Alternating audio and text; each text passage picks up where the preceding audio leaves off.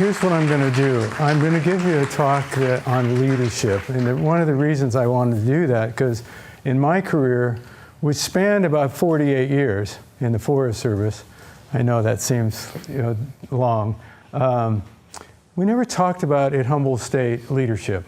It was always the technical aspects of forestry. And when I graduated, I was really good technically. But I didn't know I was going to become a senior line officer so soon. And when I did, there's a lot of stuff that I did that I look back on and say, man, did I really do that? Did I really act like that? Did I really say that? And it answers yes, yes, yes. And I go, oh my God, And so over the years, I've learned a few things and I want to try to pass that on. And so you have a little handout for you. We'll go through it, and then if you have any questions at the end or during, we can go through that. So I'm going to have my slide person click that off. Now, I gave a talk one time ago, and it had a picture of a person with a pitchfork, and it says, "Who in the hell is this guy?" And well, you should know a little bit about me. I was born and raised in the barrios of East LA. I came up through California.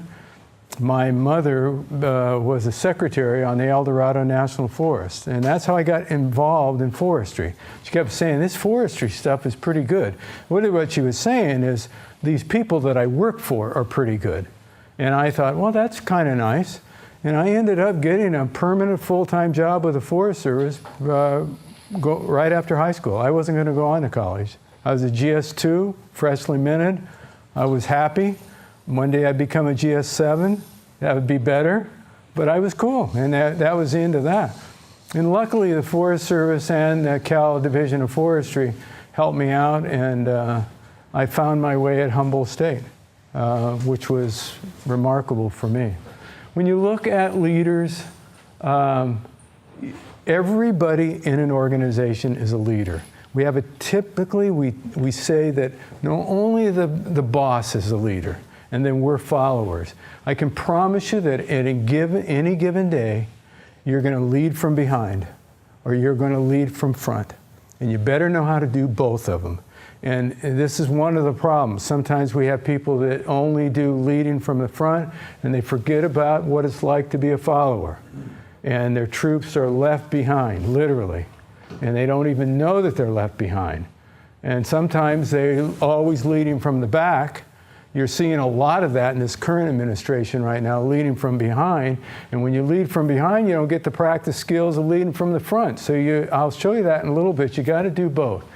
Effective influencing, that's what leadership really is. I used to ask people, I give a talk on congressional affairs, and I said, is it okay to lobby Congress? I'd ask the people in the Forest Service that. And the word lobby really means influencing. And that means leadership. But lobbying has technically a bad connotation to it. It sounds like we're doing something manipulative that's not very good. So everybody would say no. So then I would change it and I'd say, is it okay to influence Congress? Oh yeah, it's perfectly okay to influence Congress. And so then I'd say, well, you're leading then. And they would finally figure that out and be on a go. And the critical thing is, once you become a leader, and I don't care what level you are, you got to keep working on your skills all the time, or they get stale. And then what happens is you begin to revolve around your position power as the place where people ought to salute you. People admire the person. They acknowledge the rank. They admire the person. They acknowledge the rank. So if you're a forest supervisor, they'll acknowledge you're a forest supervisor leader, but they'll never follow you as a true relationship unless they begin to admire you. So remember now, great leaders really are people that are admired. They acknowledge the rank. Any of you ever been in the Army or services? Well, you salute the rank all the time, but you don't have to admire the major. But it's nice to admire the major when you're saluting him. So remember that as your leader. Next slide. So the attempt to influence anybody or a group is what you're trying to do leading. It can be big things that you're trying to influence or small, but that's what it is. When you're leading something, you're really trying to influence something that you think is important. It can be a vision, can be your thoughts, can be what you really want to get done. It can be if you're on a fire crew, we want to put this line in, we want to make sure everyone's safe, we want to make sure risk is low, so you try to influence that type of behavior. Next slide. Now, Dan Goleman is a real neat author on emotional intelligence, and he always talks about visionary leaders. In his mind, they're great leaders or have to be visionary. You have to be able to see a North Star. These are people that I think are visionary leaders, and that might be, let me say it again. In order to be a great leader, you have to be a visionary leader. But not all visionary leaders are great leaders. So when I look at the first Forest Service Chief, Gifford Pinchot, I think he was a very inspirational, very visionary guy. He also happened to be quite a good leader. Martin Luther King was a great visionary guy. I also think that he was a tremendous leader. David Petraeus, Mark Zuckerberg of Facebook, all really visionary people. I don't know about his great leadership skills. I do know a lot about his visionary skills. They're off the chart good. This guy, great visionary skills, and everybody loved to salute the rank and admired the general. Really a special individual when it comes to leadership ability. Next slide. And we talk about contextual leaders. That means, do you know your stuff? For example, in order to be a good leader of the Forest Service, do you have to be a forester? Always in the past, the answer was what? Yeah, absolutely, positively. How could you be a chief of the Forest Service without being a forester? There's a guy that I try to emulate. His name is Charlie Bolden. He was the administrator for NASA. He was a 2-star general in the Marine Corps, and he was a shuttle pilot commander. And he went to our leadership team. We had a leadership team meeting when I was the director of 2 research stations. He came out, and I thought, that's who I want to be like. Because he's a guy you salute the rank and you admire the person. And 5 years in a row, federal government has what's called the best places to work. And based on employee feedback, and 5 years in a row, always #1, NASA. And so I talked to him. I said, well, what is it? They said, oh, it's easy. It's Charlie Bolden. I mean, that's the reason. You know, the thing you always hear is that the tone is set from the top. It's kind of a cliche. Boy, it is true. That's the guy that sets the tone at the top. So he's the guy that I wanted to be like. I can't be as good as Charlie Bolden, but it's a nice thing to emulate. So that might be something you might want to consider. When somebody asks you, do you have a mentor? I never did have a mentor. I had a lot of people that I admired the way they did things and tried to copy that. He's one from a leadership point of view. But the question remains, if he applied for the Chief of the Forest Service job, he's not a forester. Would we pick him? Probably not. And you couldn't get a better leader than Charlie Bolden. And see, that's one of the things that we need to do. He's a great visionary leader, but he might not be a great contextual leader in terms of knowing his stuff in conservation. But sometimes the balance of being this type of leader completely overshadows the ability to know things. What if you were a mediocre leader and had great technical knowledge of forestry? Should you be appointed the chief? What do we do if you're in the Forest Service? What have we done? Except for one.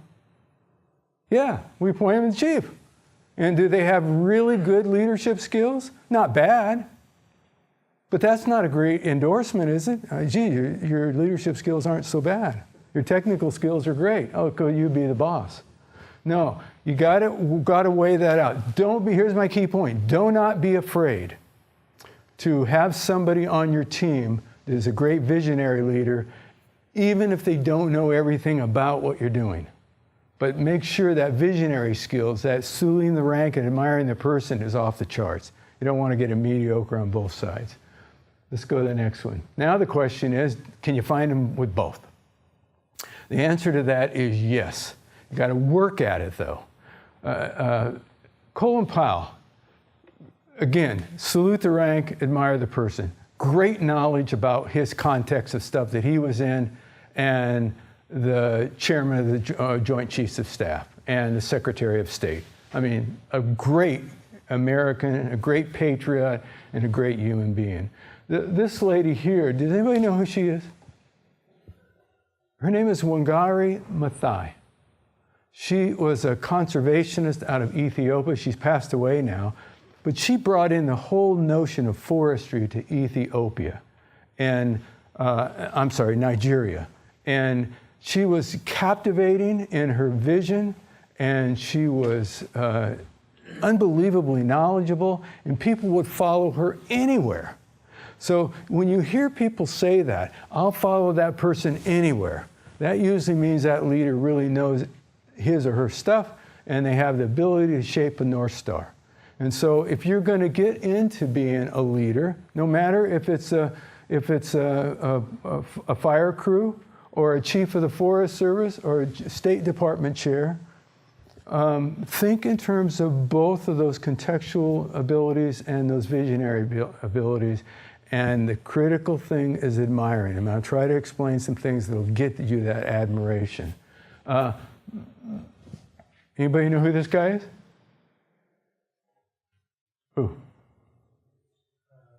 Governor No? Close. Looks like him, though. No, that's Bill Bradley. Bill Bradley of Princeton. Oh, right. Senator Bradley. I worked with him a lot out of Bergen County, New Jersey. He is a bright guy. He actually lost in the primaries when he ran for president to Al Gore, for crying out loud. Now, let me tell you, this guy is a Princeton grad and a brilliant man. He's too smart, because when you talk to him, he'll give you a dissertation on world economics.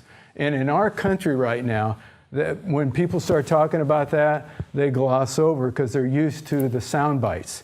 He is just his contextual abilities and what he is off the chart. All-American basketball player at Princeton, all-pro. I mean, a magnificent contextual person, and no matter what he did, he was great at it. And he had a tremendous vision. He would have been a tremendous president for the United States. He was a tremendous senator. He was a tremendous everything he ever did.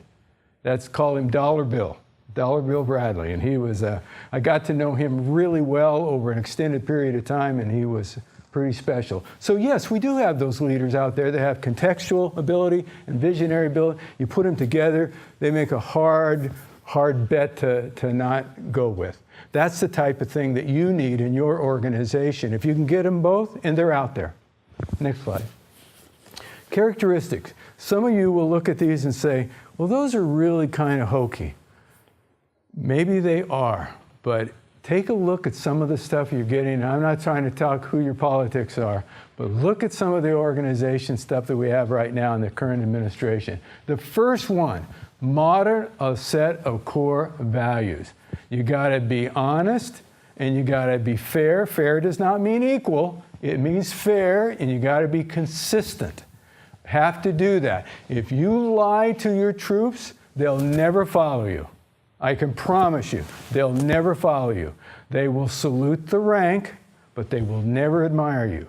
So find yourself you straight up all the time. You've got to be honest. That is one core value. Visionary, be able to see a North Star. You don't have to see the perfect North Star, but you've got to be able, when somebody comes in and they're with you on your team, they're going to say, first of all, they're going to say, what should we do? What do you want to do? And what you need to be able to do is, here's some of my thoughts. I need your help, but here's some of my thoughts. You don't want to say, beats me, because then they'll salute the rank and not admire the person. Decisive. Don't be a dot person. I'm going to show you what a dot person is. Right now in the Forest Service that I was in, which was a long time, almost a half a century, we became dot people. And I'll explain that in a minute. Remember, do not be a dot person. In my paper, I say, let me say that again. Do not be a dot person. And that'll make some sense in a minute. Ego-less. Nobody is ego-less. But you can sure leave a lot of it at the door. You can sure leave a lot of it at the door. If you always think it's about you, I can promise you they will salute the rank and not admire the person. Leave a lot of your ego at the door. Lincoln always said this: deflect credit and accept blame. That's kind of hard to do. But remember what Harry Truman said. What did Harry Truman say? The what? The buck stops here. The buck stops here. That's something you guys ought to remember. So, if you're the leader, hey, maybe you weren't involved in the miscue. Maybe you didn't do this. But hey, you're the boss. It stops with you. And just accept it and move on. And don't turn around and punish the person that did it. You only punish people if they keep making the same dumb mistakes over and over again. But somebody makes a mistake, it's a mistake. Don't then turn around and say, yeah, it's my fault, and then kick them in the rear end on the way out. That will go through your organization like wildfire. And I can promise you, you'll never recover if you do that. You'll never recover. And inspirational. How many of you, when you give a talk or talk about something or do something, are passionate? I mean, really passionate. Nobody? Yeah, there's got to be some passionate people in here. I've watched you talk. There's some really passionate people. Keep that up because it's contagious. People that see a leader passionate really enjoy that. I'll give you a story. I was at a major meeting with the Forest Service, and the big boss of the Forest Service is sitting over on his chair. Remember when we had BlackBerries? Does anybody know? Yeah. I'm so dated. Yeah. He was down like this, and we called it a BlackBerry prayer. And we were talking, having a meeting, and doing this. So what do you think that big boss was doing? We don't really know. We know that he wasn't engaged in the conversation. And then you start wondering, was it something I said? Was it something I did? Is he mad? Is he totally, that type of thing. All due to watching somebody be less than inspiring. Your nodes follow from that. The tone is set from the top. So you get a boss that's uninspiring, I can promise you, the whole team will start being uninspiring. Next slide. This is the lead and follow. Make sure you begin to do both. Here's a trick though. It's easier to follow than it is to lead. So if you find yourself following all the time and giving way, you're going to find it a little harder to learn to lead. So keep practicing them every day. I really tried to do that in every day that I was a senior leader. Sometimes lead from behind, lead from front. Actually practice it each and every time. Because you lead from behind, you allow others to grow. You lead from front all the time, you allow others not to grow. They just learn to follow. And you can't switch them on and off. You got to practice them simultaneously all the time. Next. This is something that I want you to really burn into your mind if you can. People say, what style of leadership do you have? And they say, oh, I'm a delegator. And somebody says, oh, I'm a micromanager. I'm a this. The Forest Service did that all the time. We call them 9-1 managers.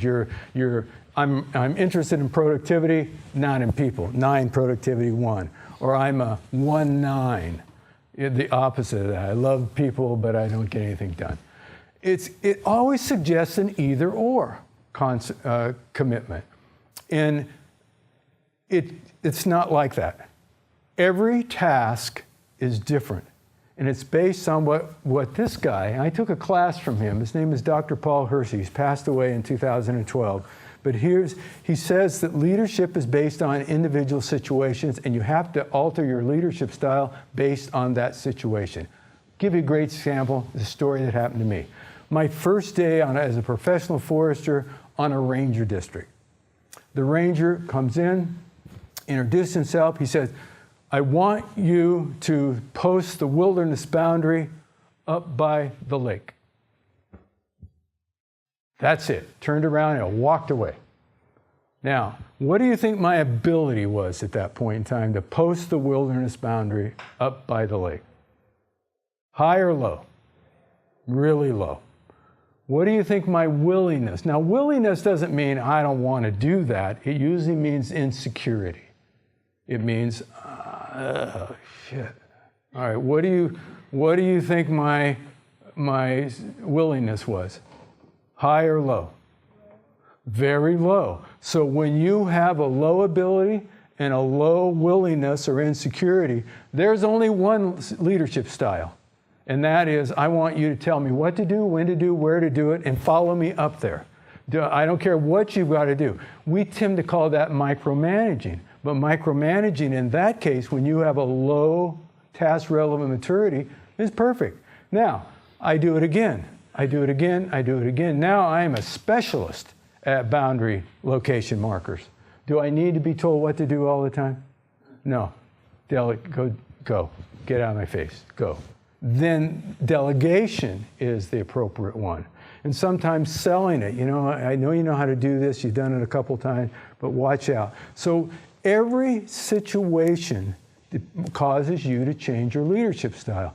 And the trick is for you to have the skill to match that. So when your person comes in, you have to do some assessments. What's your ability and willingness to do this task? And if it's high on both sides, high relationship and high technical ability, go do it. See you. Let me know if you want any help. That is a critical feature that most leaders do not follow. They fall into one type of style, autocratic, delegating. How many of you always heard that delegating manager? When at times that's a terrible style. It's just a terrible style. And you have employees that go out frustrated beyond description because they're being delegated something they have no clue what to do or how to do it. So then they have to go and they make mistakes. They have to ask their peers, what do you think? All that time is wasted, that sort of thing. So keep that. Next slide. Don't be a dot person. What's the best batting average ever in baseball, Major League history? Ever. Anybody know? The 1,000 means you got nothing but hits. 300 is, 0.3 is considered really good. Some people get more than that. The highest batting average in the history of Major League Baseball was from one Tyrus Cobb. He batted .367 over his career. What does that tell you then about his goal of getting a hit every time he walked up to the plate? Failed 2/3 of the time. Got it 1/3 of the time. So he made a mistake on his objective about 2/3 of the time and is considered the greatest of all time contact hitter. So in order to be really good, do you have to get 1,000? Meaning you never, ever miss? That's impossible. Or you just go up to the, what if I did this? When you start out in Major League Baseball, your batting average is 1.000, the first time you walk up to the plate. So I walk up to the plate, Vanessa gets ready to throw me a pitch, and then I back away and I get some more rosin. Not sure about this. So I walk up to the plate again, I take my stance, she gets ready to throw, and then I say timeout, I go back in. Now what's my batting average still? Huh? What's my batting average? Still 1,000. I haven't taken a swing. I haven't done a damn thing. I'm right there at the point of no risk, risk averse. Now, how many of you are that way? Now, let's go out to the edge of the circle. That's foolishness, illegal, stupid. You all know where that is. Now, what's the chance of you would move? If we were in a casino, and I said, 90 times out of 100, you're going to lose this bet. Would you bet? Would you? No. Does anybody know what the best odds in a casino are, by the way? The best odds for you to win? 92% against you, 8% for you. So if you knew that, if somebody asked me, said 92%, 92 times out of every 100, you're going to lose this, I wouldn't go to a casino, but the casinos seem to be full. Well, luckily they're not foresters. So here's what you want to do. You want to find out that zone of encouragement for yourself. And that empowerment zone. So, and I don't know if that's 10%, 20%. You don't have to go crazy. Don't walk out here and every choice you make is foolish or illegal, because then you're really playing with a roulette that you don't want to do. But don't sit at the middle, and every time somebody asks you as the leader, what should we do? You go, I don't know. Here's what it is. Indecisive leaders stifle progress and are morale busters. So if you're the type of leader that really doesn't like to make a decision, you're in the wrong business of being in leadership. Go into the following mode. It's okay. There's nothing wrong with being a follower. But don't raise your hand to be a leader if it angsts you to make decisions. You don't have to make foolish decisions. Those are just as smart to avoid than not doing anything. But if you're a dot person, that means that you haven't done anything and won't do anything. So if you don't remember anything I've said, do not be a dot person in your leadership role. Next. This is kind of the best for last. This is a neat saying. The art of communication is the language of leadership. How many of you feel like you're really good communicators? Raise your hand. Really, really feel good. Well, what you need to do is have all of you have your hands raised, because if you're going to be that inspirational, that fifth characteristic, you're going to have to be able to convey your North Star. You're going to have to be passionate about it. You're going to have people go, wow, I will follow that person anywhere. So how many of you have taken public speaking? Is it a class you took to get by, or is it a class that you took because it helped you? Yeah, it's a rhetorical question. Yeah. I would really encourage you, every chance you get, to give a talk, to give a presentation, to exercise your passion about something, do it. It's one thing that gets easier and better every single time. Easier and better every single time. If you avoid doing it, it gets harder and worse every time. Okay. So, you're all leaders and you're all followers. Being a great leader takes courage. It really does take courage to make a decision. So be courageous. If you find yourself being a wimp, it's probably not what you want to do. It's okay. If somebody says, we want you to lead this, I really don't like it. I feel much better when I can be in a following role. I just want to be told what to do, when to do, and where to do it, and I'm good with that. And I'm a really good soldier when it comes to that. That's fine. There's nothing bad about that. But some of you may not want to do that. Some of you may want to try to lead and shape that North Star. You got to be courageous to do that. Try to also be that optimal, visionary leader, that one that has that contextual ability, knowledge about what you do, and also the visionary. Work on both of those. When I left Humboldt State, I was an absolute master at the contextual version of forestry. I could have laid out a timber sale anywhere with the best of them. And they did, and I did it. But the other aspect I wasn't. Now, I know that's changed considerably since then. I was way back in the old dark days. But technicality was important, so the contextual aspect was do both. Next slide. This is my last slide. I always thought, being a senior line officer, I was called a senior executive in the Forest Service. And I was there for 30 years of my 48-year career. A senior executive, the longest tenured in the Forest Service then and still now. And I loved that notion. And I always thought being a leader was a true privilege. And I tried to make sure that the people that I never led them astray. I always tried to be consistent. I always tried to be honest. I tried to be very fair with them. I didn't always was equal, because fairness and equality are not the same. But I really strived to do that. Did I make some mistakes as I went on? Oh my gosh, I really did. I did some things. I remember this one little story. I became the Associate Deputy Chief for the Forest Service. And I went through the ranks above some senior people that I'd worked for. And so we were in this meeting, and now there's me, young, these old, and I'd worked for them. So it's kind of a difficult situation.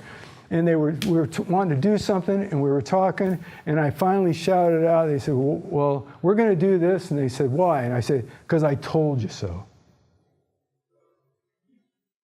And then I thought to myself, did I really say that? Did I really say that? And then I let them go, and then I called them each back and apologized to them. That was so stupid of me. Because I told you so is the reason. All I did there is exercise my position power. They saluted the rank, didn't admire the person. So don't ever confuse when somebody salutes the rank that they also admire you. You want to have them do both. Any questions about leadership?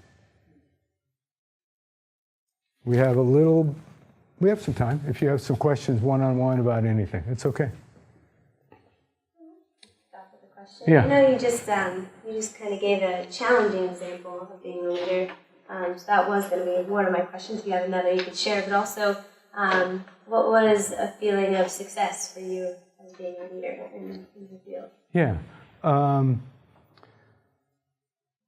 There's nothing like, I don't care what anybody says, being the director of a station and being a deputy chief is kind of a nice gig, frankly. And it's nice to be in charge. But I think the thing that there's a couple things that I did along the way that made me feel really like I made a difference. One was in 2001, we did the Great Yellowstone Fires of 1988 triggered a phenomena that we've got to do something about the fires.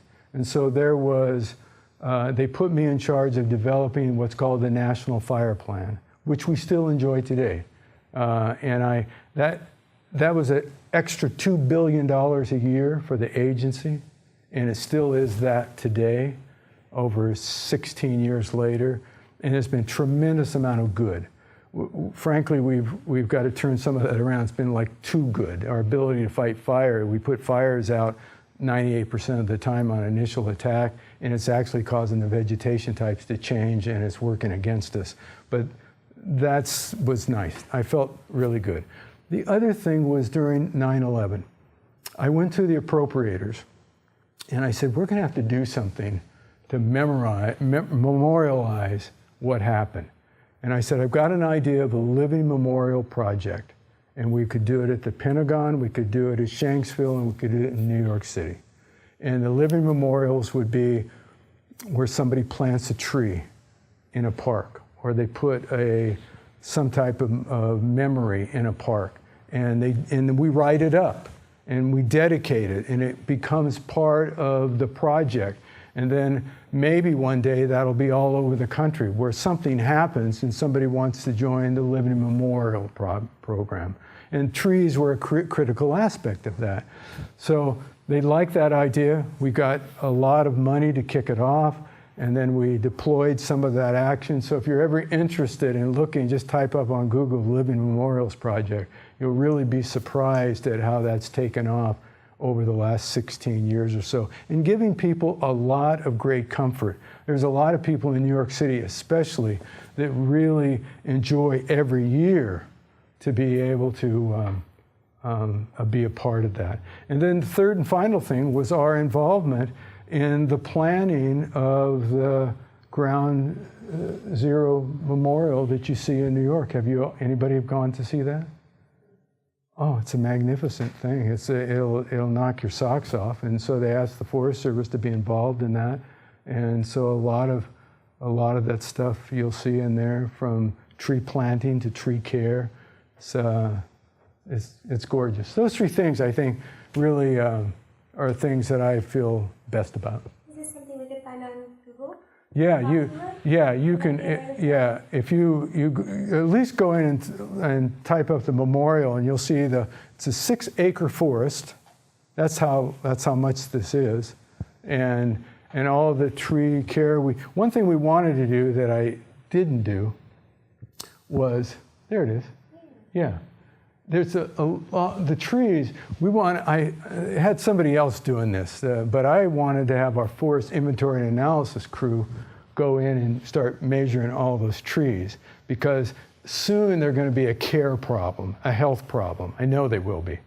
And we wanted to make sure that we were out ahead of that. But they already had somebody else doing that. I think Bartlett Tree Service had done it, and I didn't feel very good about dumping Bartlett Tree Service, and they do a fine job. I think the Forest Service could have done a magnificent job. But a lot of that stuff, the planning, the concepts, some of the ideas, the Forest Service had a nice role. Who would have thought the Forest Service? I mean, that's one thing that I've always thought. When you're a leader, don't let things stymie your creativity. There's nothing better than your mind. I mean, it's got so much going for it. Test it out. We're always, the saying that you only use 1 or 2 or 3% of your mind. Well, move that empowerment zone up to 10% and see what happens. You'd be surprised how many people say, that's a great idea and let's do it. When I walked into the appropriations, I said, I need $2.5 million to kick off the Living Memorials Project. What could they have said? 2 choices, yes or no. That's it. On that empowerment zone, that's a 50-50 odds. I usually don't like to do things on a 50-50 bet, but that had an emotional tie to it that probably skewed it a little bit in my favor. Other questions? Yes. I'd like to ask you some. The question I have myself, I was struggling. Let's say you are very optimized, contextual, and the visionary leader. Yeah. I have 2 questions for that. Number 1, how do you handle if someone is not really on the same page? Not on the same page. Not on the same page, right. And keep arguing, and with the complete, it's quite different with the quite different direction. Yeah. Question number 1. Question number 2. What about someone behave very poorly, like with no respect? Yeah. In a dialogue, when you have some discussion, and the person behave something really is not really reasonable, and how do you handle that? Yeah. Let's go to the contextual one. And somebody just disagrees with you, and you can't find a common ground. Mm-hmm. It would be really nice to get another set of eyes on that. Who's to say that I'm right and you're wrong, vice versa? And so usually when I get in a situation like that, I say, not a bad idea, don't agree with it, but before we make a decision on this, let's get some different ideas on this one. Let's get some different views on this one. And settle on it. Now, if I get some agreement on that, and so we might just have to make a decision. And if we make a decision, here's the cardinal rule on decision. Once the decision's made, we're going to move on, unless there's some new information that comes on that says that's a bad decision. But I usually get somebody else coming on. Now, to give some advice and counsel. The other one is just sheer lack of disrespect. There's no room for that. If I'm a leader and somebody's showing disrespect, listen, that's the call right there when you're saying, if you want to keep doing what you're doing right now and acting this way, leave right now. There's no room in this meeting for your disrespectful behavior. Your choice, your call. You do not have to deal with this is me talking now, you don't have to deal with somebody who's disrespectful. That has nothing to do with leadership. That's just CS behavior that has no part of the discussion being made. So call them on it, And do you have enough position power to make them leave? All right, then you got to get somebody else, and this is where somebody else needs to stand up. We typically don't do this, and when I teach middle school class in math and science now, and typically you'll have some student over here. This is theoretical now. They'll be argumentative and boisterous and this sort of thing, and you would like to say, knock it off, but typically you don't. Because it's not my business, he's sort of my friend, I don't want to get involved. You know, that's what we do all the time.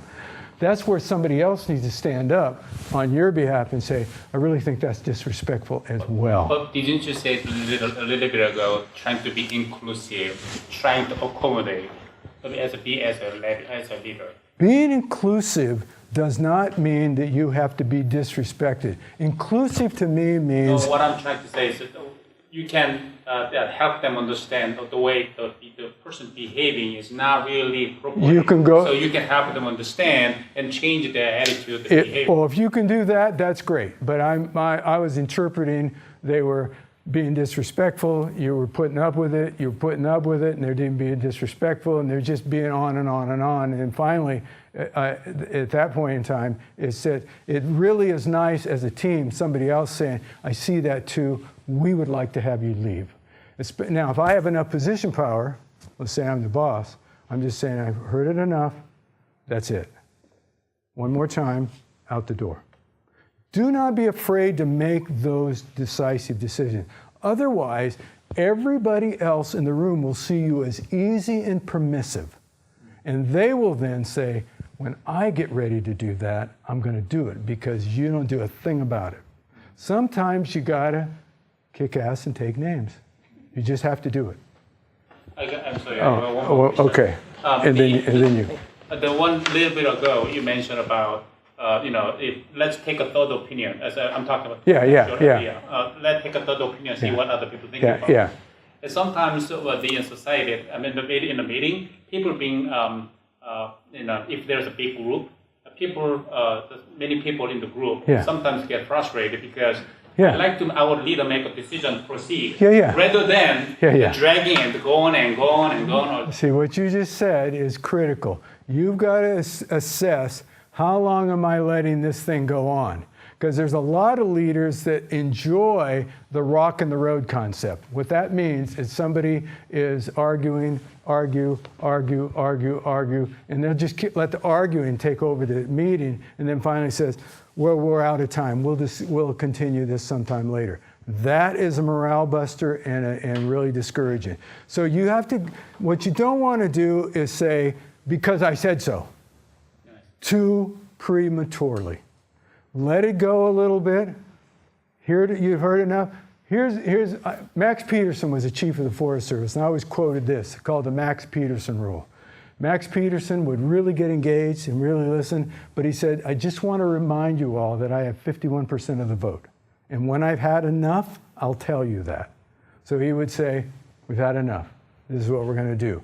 And he had just the ability to do that in a point in time when he could start sensing people getting a little frustrated, and then no. You don't want to let them keep getting frustrated and then boiling over, because then you come across as easy, permissive, indecisive, and Jesus, I'm not going to follow this anymore. So let it go a little bit, but test it a little bit and then put a stop to it.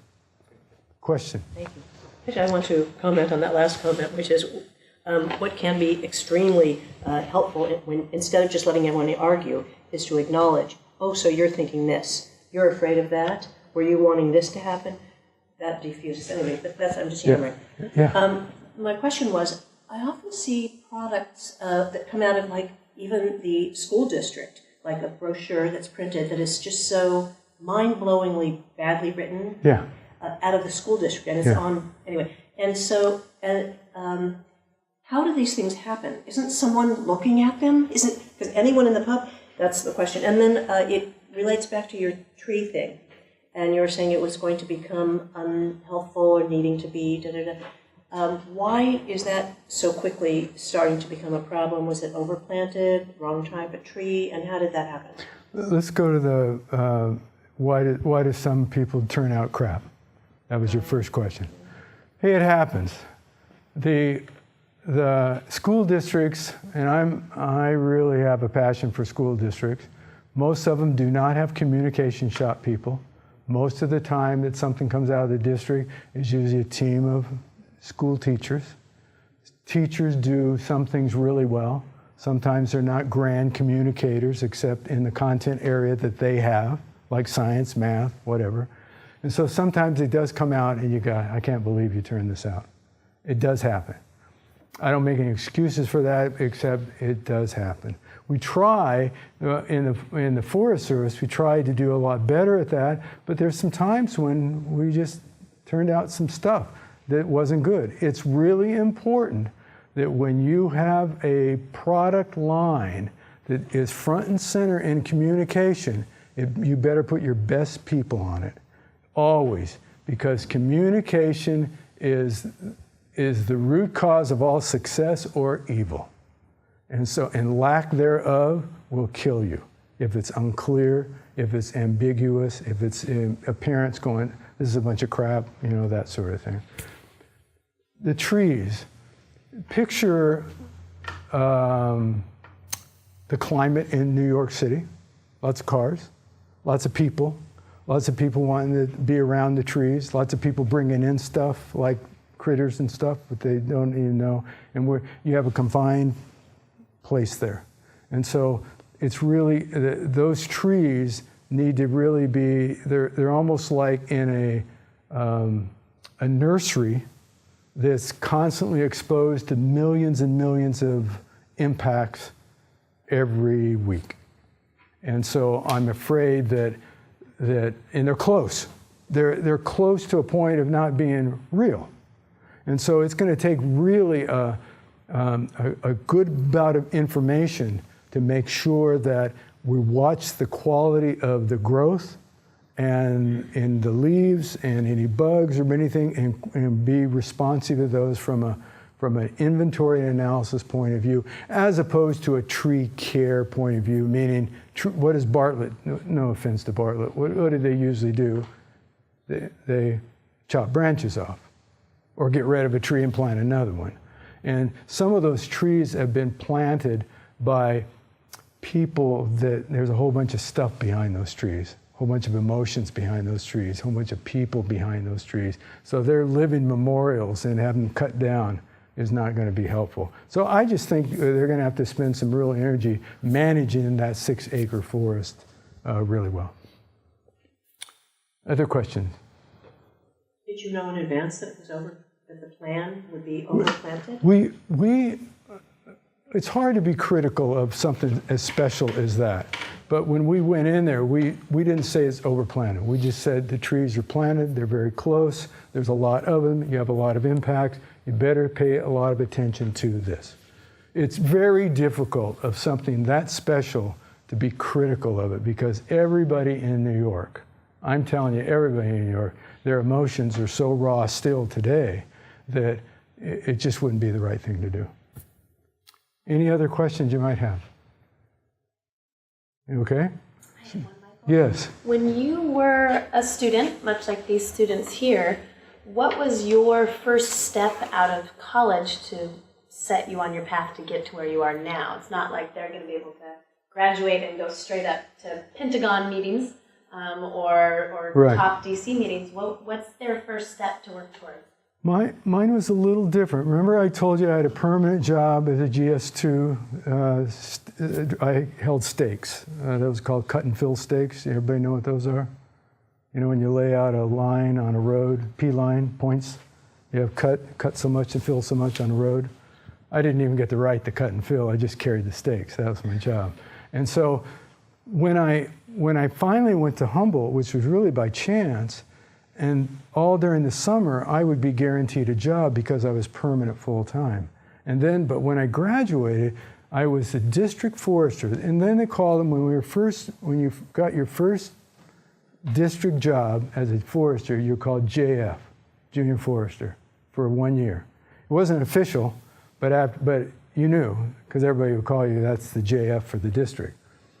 That would be probably the first job that I would consider is a good step for you. I don't think they call them JFs anymore, but the forester for the district, if you want to work for the Forest Service. And that could be, I was involved on that district, that was involved in water quality, watershed management, timber sale layout, everything. Most districts, it's more what they want. Like if you were on the 6 rivers, that would be, it's a high timber load, you'd probably be a timber sale layout, although they don't cut that much timber now anyway. So that was me. And here's another thing that I did that you might consider. When anybody asks me, was I interested in the next position? What was my answer? Yes, I didn't know, no. Now, there's some downsides to that. But for me, it was mostly upsides. I got to go see all kinds of the country. I got to go to Colorado. I got to go a ton of time. We're in the way of another class. I got to do lots of stuff. I became, I got to meet a lot of people. And I remember the day that I was the director for information management in our national office, in the chief's office in Washington, D.C. I was in charge of all the information the Forest Service had. People, places, facilities, and money. That's it. And they came in, they said, we would like to have you be a senior executive and be in charge of this. That was neat. All that, though, was based on specific jobs, and it all started as a district forester on the Lake Valley Ranger District out of South Lake Tahoe. So if you get a chance, how many of you work for the Forest Service during the summer? Good. Keep doing that. A little bit of a tip. When I in '68, jobs were hard to come by, and maybe they are now, but they were really hard to come by. A lot of my teammates were working with construction, and they get paid a lot more. And I said, I don't think you're going to want to keep doing that, because when they come before an interview, they're going to say, what's your experience? And you're going to say, well, I was on this construction project, that construction project. And a lot of people left to go for the Alaska pipeline during that time. But they didn't have the experience in conservation, and that hurt them. The ones that did were welcomed into the conservation agency. So you might want to consider keeping that going. If you work for the Forest Service during the summer, keep doing it. And variety is the spice of life. Variety is that spice of life. The last thing I'll say, if you did decide to work for the Forest Service, I worked in every single mission area. That means I was in National Forest System, state and private forestry, research, and administration. I don't think anyone's done that. It was really fun, because the Forest Service is a complicated organization. So spend time learning about it and working in that, as opposed to just staying in NFS or R&D, that sort of thing. So, anything else? Hopefully you got a few tips. Don't be a dot person. If you don't remember anything, don't be a dot person. Okay, thank you very much.